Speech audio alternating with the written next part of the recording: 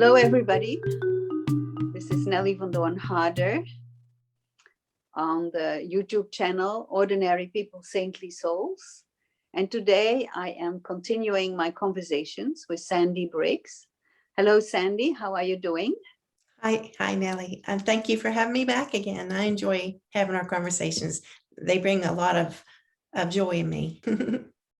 Well, thank you. I think your conversations will be a great joy to many who are thinking about these things, because you somehow have thought very deeply about one of the most fundamental questions we have, or some of the most fundamental questions we have in our lives.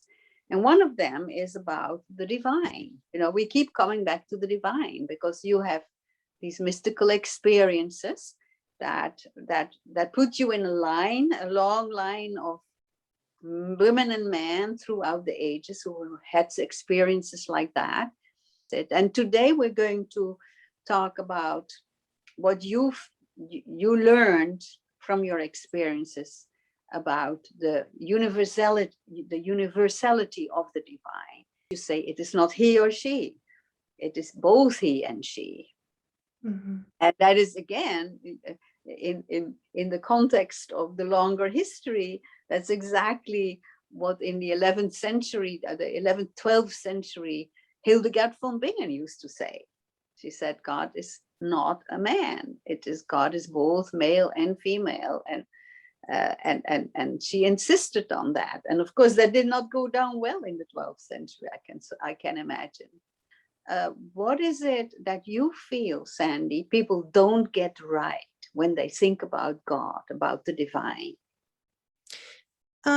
People have difficulties because in the religions themselves, there are some, who believe there's multiple gods, each having different types of powers, and they, in another religion, they define God differently. But God, anything is possible with God. So I know that in my heart to never judge or say God is this or God is that. But I just am sharing today what I experienced. In 1984, I did experience God in the light, where I was taken in the presence, and God did manifest in the spirit realm, not in the physical realm, but in the spiritual realm. I experienced God as like a father figure, and I really needed it because I was suffering from depression. So it really, in this presence, I was revived and had all my emotions given back to me when I returned into my physical body.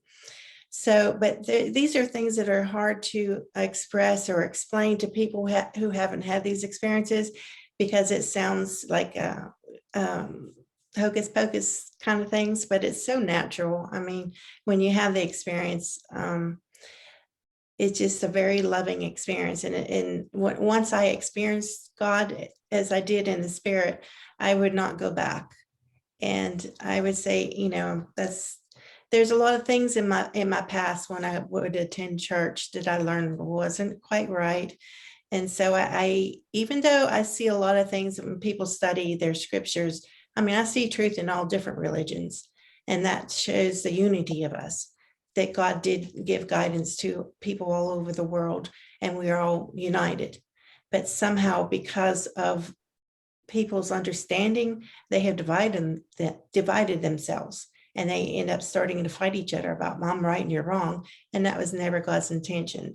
It was actually to bring us some guidance to stay on the upright path so that we wouldn't harm one another. But as you see, the fighting and the wars, and they have never stopped. So I think it's a time where this is needed, where people need to have better understanding. And, I don't know why God chooses some people to learn and others not in a connection, but it is there for anybody. But it is the timing of God's perfection of when it needs to be shown or revealed to certain people or times. So, and time is not in the spirit world, it's only in creation, in this physical world, that we have time. But I'm going to go back to you just to see if you want to say something. If not, I'll continue. I would like to say something, because what you are saying is the thing is, we think that our questions are new, but they're not. I mean, people have wrestled with these questions, with these issues from the beginning of time. And I like what Hilary of Poitiers, who was one of the very early church leaders, what he says about that, because basically he became a believer in the one divine spirit, after having been born in what you would say an indigenous religion. And he talks about that in his writings. And then he says, he was looking to know God better. And while doing that, he said that, each religion has imaginations of God. Some say there's male and female deities, and others say that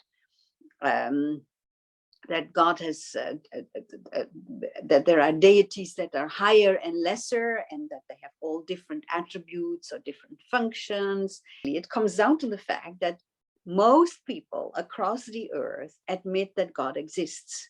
They don't know how to define this divine being, this divine power. And then he describes how he started to read the Old Testament and came across the Exodus, the third chapter of Exodus, where Moses asks God, when I go back to the people, Moses has this experience of the divine and says, when I go back to the people, who shall I tell them who you are? And then the answer is, I am who I am. And that to Hilary of Poitiers was extremely relevant. I am who I am. Say this to the people of Israel, I am has sent me to you. And that is in Exodus, the third chapter, the 14th verse.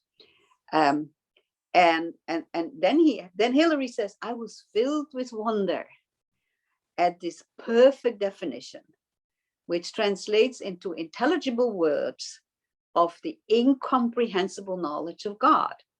Nothing suggests God better than being. So people across nations, across ages have been searching, what is this? And then we get glimpses of people in a line of the prophets and mystics who somehow caught a glimpse of this and then try to explain that to us. And that's what you're basically doing today.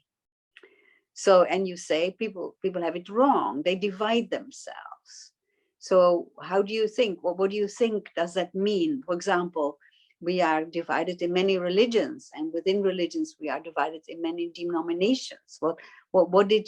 What is your impression about that? What would you like people to think about in that context? And when I received this, it's like a download of information and experiencing this, God loved each and every human being, nobody higher than another. And, then we had to talk before, I don't want to go back into that again, but we think or wonder, how can God love those who cause genocide, things like that. But God sees this as someone who needs to learn. It's like a child. And, like if a child played with firecrackers and they got hurt, they need to learn from it, not to do it again. So the way that the world was formed was for us to have experiences with our own free will. And that means that we are permitted to make mistakes. And a lot of the religions have made the rules so strict that if you break a rule, they want to punish you. But that wasn't the intention of it, was just to bring us back, to learn from the mistake, and then come back to learn to live amongst each other in peace and harmony. And that was the blessing that God gave from the very beginning, that we would be blessed if we followed the upright path. We would have many blessings. But if we chose from our mistakes to keep going down in the wrong direction and we're harming one another, we're going to reap what we sow. So he gave us that guidance to warn us, be careful how you use it, what's in your heart. This is the most important thing, is to protect your heart and your emotions, because that's where the energy that we put express outward into this realm, in this world on earth, is going to reflect back to us. So those who choose to harm one another, that's not going to lead anybody to peace. And so God wants us to understand that the guidance given was not to be as punishment, is to learn from it so that we may improve. I mean, if there was no room for forgiveness, then if anytime we would make a mistake, why did God not kill us then? We do have, we're supposed to use our brains, and these are life experiences. He loves us, and he does not want us to make these mistakes. But those of us who do the extreme horrible things to one another, they need to be, that's a big sign that we need to reach our children and teach them before they grow up and to become these type of people that's put a lot of harm in the world. Can I interrupt you for a minute? Sure. Because you're bringing up so many things, Sandy. Well, look at my brain. I'm there. Yeah. No, because the first thing you bring up when you say we need to connect, I think what you are saying, if you say like how you experience the divine as male and female, the first thing we need to do is to have better connections, more peaceful connections between male and female, men and women, because we know that by itself is very problematic, right? How men and women treat each other, and how some religions have made certain rules for women, especially as women. We can say, the women kind of tend to lose in most religions, and the men have the power and the women do not.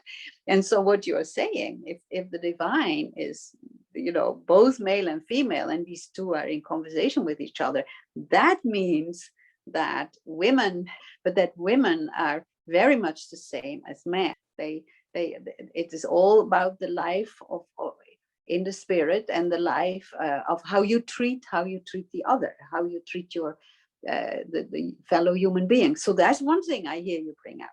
The other thing I hear you bring up is the fact that you say we made God into some kind of angry, raging figure sitting on a cloud or a throne in the sky. And then the third thing that you're mentioning is really what Hindus would call karma. If you do one thing, you can expect something back, that, your actions will have consequences. And I know that you always talk about the fact that we have free will. So your actions will have consequences. So I don't know if we break it up in these three huge categories, and there's a lot more that you're saying, but then maybe I don't know if you want to comment on any of these three. Let me see where I want to go with this. Yeah, I mean, I think that's where a lot of people went wrong, because they go back to, Adam and Eve, the first two people who existed that we were told in the Bible, or from the Judaism, but it talks like, that Adam was first and then Eve came second. So right there, they see that as Adam is superior because he came first. But in God's eyes, that doesn't make any sense in God's eyes, from what I can see. It's like it was kind of showed to me as a mirror, like this, in the creation. This is a parable. It's not exactly how it is, but it's what it was shown to me. It's like if we have a mirror, and it reflects God's essence into creation, and everything that's how it started when I was in this spiritual realm, when God had a masculine and a feminine presence. I mean, it wasn't divided, it was equal. So when I see how everybody's puts down women and they don't want them to speak, I mean, here it is. God taught me. I'm a woman. So, I mean, that is showing that God's not prejudiced. He's not saying that, and they won't let people talk in the church, things like that. And I mean, with Jesus, he said that didn't exist in his mind at all. He wasn't, prejudiced against women, and there were women who taught when he was on the earth.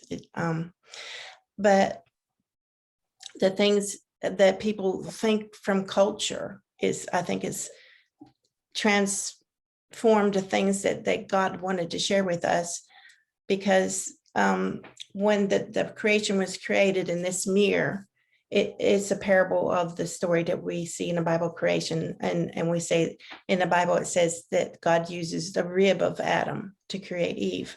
Well, it was like this mirror is a whole mirror, and it's broken in half so that it would reflect each other and also reflect God, because the mirror is reflecting God's essence into his creation. And when he broke it in half, that's when a split of the maleness and the femaleness, so that they can experience each other as a companion, because they don't want to be alone. Like the Adam would not want to be alone. I mean, he communicated with God, but there's still something different. And that was one of the things where I merged with their thoughts, and they didn't understand what the difference was between them and God. They knew that God was something way beyond what they were, but they didn't understand. They wanted to learn more about themselves and God. In this world, we have a split of the positive and the negative energies. And so that is because we have free will. And to have free will, we have to be able to choose even the things that would bring harm, but God warned us not to do that. So if we didn't choose the things that God had guided us to try to stay on track, then we would have a lot of problems in our life. And you would see it reflected in the world. So if we go to war, you're going to see it reflected that there's something there that these people are not understanding, because they should not be fighting each other, because we are all one. In the experience, when I'm amongst these pixels, I would merge with the feminine side, and I would merge with the masculine side, but then I would always go back to my own individual consciousness. But I still was one, because there was no division. We were all included as one, everything. There was a communication directly with God, and nothing would divide us. Even in this physical world, we think that we're separated from God, but we're really not. But it gives us an illusion that we're separated from God, because to give us free will, we need to be able to make our own decisions. And when we're in the spirit, in that connection with God, we're not really making our own decisions, because we're one and we're connected, and we understand what's right because of God's direct presence. God is always good. God is always healthy. It's also wholesome. It never leads us astray. It's always for our survival. And so to give people the chance to experience from one extreme to the other, that's why this world was formed, so that we can choose. And also God wanted us to have eternal life, because God was eternal. So it's a blessing what God did in creating this world for us, but we have to use it for goodwill, or otherwise look at all the damages we've done to each other, which is never meant to be that way. If we would come together and unite and see that all of us, no matter what our beliefs are or cultures are, it's like a field of flowers to God. Everybody has their own beauty, of who they are, just like flowers do, that all the colors and the scents and the shapes. I mean, we're all beautiful, like a huge bouquet of all types of diversity, and everything was created in diversity. But God didn't create in diversity for us to fight against each other. We were created in diversity to be uniquely who we are. And it's a beautiful thing. But as people who misunderstand it have turned it into something violent, and that was never meant to be. So basically you are saying, however we are connected to this holy source, to this divine source, we still have our own individual essence.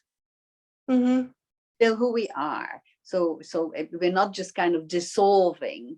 We are still who we are with our experiences, and we are individuals, and the Mhm, world consists of individuals, but we're all connected through mhm. this one source. Yeah, and I try to describe it. Yeah, I've written several books, and I did try to describe what it was like. And I know my head is going back and forth through these different things that I need to say, and I can't say it all at one time. That's what's the difficulty when you're connecting with the spirit. It just comes like a multiple, it's like a faceted diamond, it just comes in different directions. And I'm thinking I need to say this and this and that. But I can't. This is our language. I can only say one one sentence at a time. So when people do connect with God, I mean, you learn so much in just like a snap of a finger. I mean, it's amazing how much you can download from the spirit when you're connected that way. But then it's the dilemma is trying to explain it. And you got all this stuff inside that you want to share. So that's why I like to follow your lead, to ask me something and then I'll try to go there. Well, I think we're almost at our 20 minutes for today, and we're going on. We're going to continue this topic in the next section, because, what you're saying is what Hilary of Poitiers said. Like, I don't know how to name this. So we were so happy to see that, to find in Exodus that God said, I am who I am. I Because love that's that. the way you could put it in somehow kind of a human language. It was just impossible to put it in a human frame. And I think we want to stop for this segment for now, and then we continue talking in the next one. For now, I'm going to say goodbye. This was Nelly van Doorn Harder for the YouTube channel Ordinary People, Saintly Souls. And I am talking today with Sandy Briggs about her mystical experience about the divine. Thank you very much, Sandy, and see you soon again.